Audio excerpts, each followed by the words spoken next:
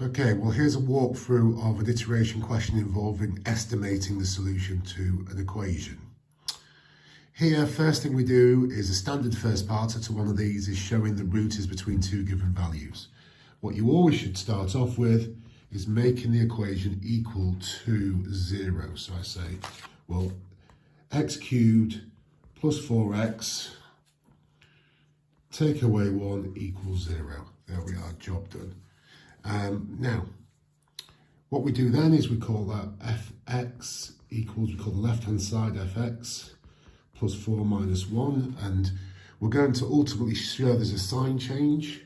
So we look at f0 first, which would be 0 cubed. Oh, there should be an x there, sorry. Plus 4 times 0 minus 1.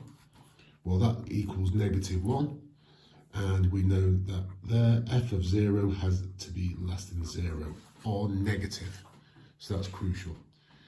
Now let's look at f of 1. What happens with f of 1? Well, that's 1 cubed plus 4 times 1 minus 1. So I've got 1 plus 4 is 5, minus 1 is 4. So f of 1 is positive. It's greater than 0. And that's what we were after. So I can say this. This is the sentence the examiner wants to see. As f of 0 is less than 0 and f of 1 is greater than 0, there is a change of sign. So we're going from negative to positive, change of sign, and that tells us that it must go through 0 between those points, which is what we want. We want to show that. Therefore, there is a solution between x equals 0 and x equals 1, and that's what the examiner wants to see. The rearranging to equal 0, defining the function, the substitution, and then the statement.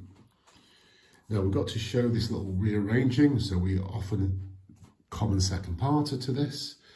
So I can see, well, there's an x cubed there on that side, so that tells me I'm doing this. I'm doing 4x equals 1 minus x cubed. So I'm taking away x cubed from both sides. It's a good idea to show what you're doing like that. And then I'm going to divide by 4 because I just want x on its own. And I get x equals 1 over 4 minus x cubed over 4. And that's what they want to see for that part. Just show the steps to get from there down to there. We've shown it there clearly enough, so we'll get the marks there. We'll start it with x equals 0. If you see my other video on iterations, you'll get the idea of what we're doing here. So we're going to have x1 and x2. We're going to use it twice. So what I do here is I use my ANS button as my input. So first thing, I'm starting with 0, so I put 0. I've got 0 there, do you see? I press equals. And then that's going to be my answer, my initial answer. And then I put the function in using ans instead of my xn. So 1 over 4 minus, then there's the fraction, not x cubed, yeah, not xn cubed. I put ans cubed, and that's going to take that 0 and do that for me. There you are.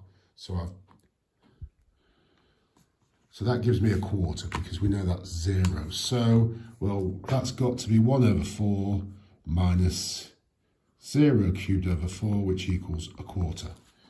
So x2 will get that quarter there, and it's going to put it back into there. So my answer becomes a quarter now. And then we get that. So it's going to be effectively a quarter minus, you've got a quarter put in there, over 4, that's what the calculator is doing for you, and that equals 63 over 256. Well, if you were asked for that as a decimal, you know hopefully to press your SD button there. Look, there's your SD button. and it is 0.246. That's to 3 decimal places, if you need that. Okay, well, that's how you do one of those questions. Let's just reiterate. You always start off with showing the roots between 2 points. You then do a rearrangement.